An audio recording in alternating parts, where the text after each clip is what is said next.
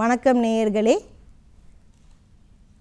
இன்றைய தொகுப்பில் இரும்புச்சத்து பற்றி உள்ள உணவுகளை குறித்து நம்ம பார்ப்போம்.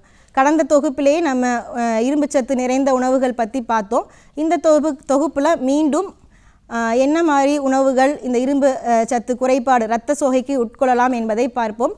குறிப்பாக இந்த பீட்ரூட் ஜூஸ் சொன்னோம். இந்த பீட்ரூட் கூட விட்டமின் சி ஆக சேர்த்து பெரிய நெல்லிக்காய் ஜூஸ் சொன்னோம். அதே போல் இந்த பீட்ரூட்டுடன் சேர்ந்து பொமிகிரானட், அதாவது மாதுளைப்பழம், இந்த மாதுளையிலையும் அதிகமான இரும்பு சத்து இருக்குது. இந்த பீட்ரூட்டுடன் சேர்ந்து இந்த மாதுளையும் ஜூஸாக அடித்து நம்ம இந்த இரத்த சோகைக்கு உட்கொள்வது நல்லது.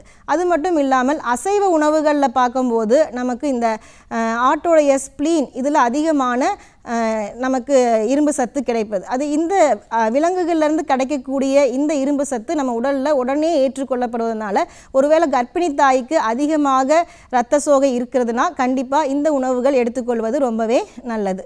இது மட்டும் இல்லாமல் நம்ம சொன்னோம் விட்டமின் சி, இது அதிகமாக உணவில் நம்ம எடுத்துக்கொள்ள வேணும். இன்னொரு முக்கியமான விஷயம், இந்த இரும்பு சத்தை தடுப்பது இந்த கால்சியமும் இரும்பு சத்தை தடுக்கும். அதனால் அயன் சத்தையும், அதாவது இரும்பு சத்தையும் கால்சியமையும் சேர்ந்து எடுத்துக்கொள்வதை தவிர்த்து கொள்ள வேண்டும். அதாவது இப்போ பொதுவாக அயன் டேப்லெட்டும் கால்சியம் டேப்லெட்டும் கொடுப்பாங்க.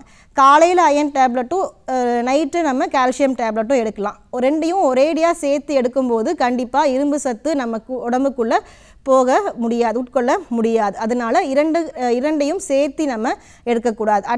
ஒரு குறைந்தபட்சம் ஒரு 3 அல்லது 4 மணி நேரம் இடைவேளையாவது கண்டிப்பாக அவசியம்.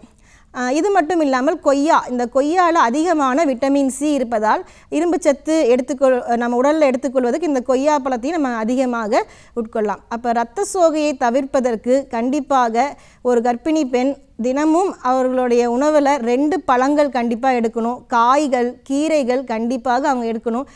காய்களில் குறிப்பாக இரும்புச்சத்து நிறைந்த காய்களை அதிகமாக உட்கொள்ள வேண்டும். அது மட்டும் இல்லாமல் விட்டமின் சி சத்து உள்ள உணவுகளையும் எடுக்கும்போது தான் கண்டிப்பாக இரத்த சோகையை நாம் தவிர்க்க முடியும். அடுத்த சத்து நம்ம பார்க்க போகிறது கால்சியம் சத்தை குறித்து பார்க்க போகிறோம். இந்த கால்சியம் சத்து கர்ப்பிணி பெண்ணுக்கும் ரொம்ப அவசியம், கர்ப்பத்தில் வளரக்கூடிய அந்த கருவுக்கும் ரொம்ப ரொம்ப அவசியம். எதற்காக இந்த கால்சியமுடைய முக்கியத்துவம் என்ன அப்படின்னு பார்க்கும்போது, அந்த கருவுடைய எலும்புகள், தசைகள், நகங்கள், பற்கள் வளர்ச்சிக்கு இந்த கால்சியம் மிக மிக அவசியமாக ஒன்று. இது மட்டும் அல்ல, இந்த கால்சியம் சத்து குறைபாடு ஏற்படும் போது ஒரு தாயின் வயிற்றில், கர்ப்பிணி தாயின் உடலில் இந்த கால்சியம் சத்து குறைபாடு ஏற்படும் போது என்ன ஆகும் அப்படின்னா, இந்த குழந்தைக்கு அதிகப்படியான கால்சியம் தேவைப்படுகிறது அதோடைய வளர்ச்சிக்கு.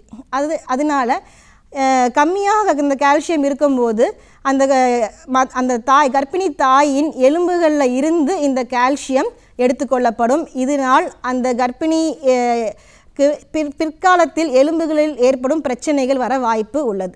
இதை எப்படி தடுக்க வேண்டும் என்பதை அடுத்த தொகுப்பில் நாம் பார்க்கலாம்.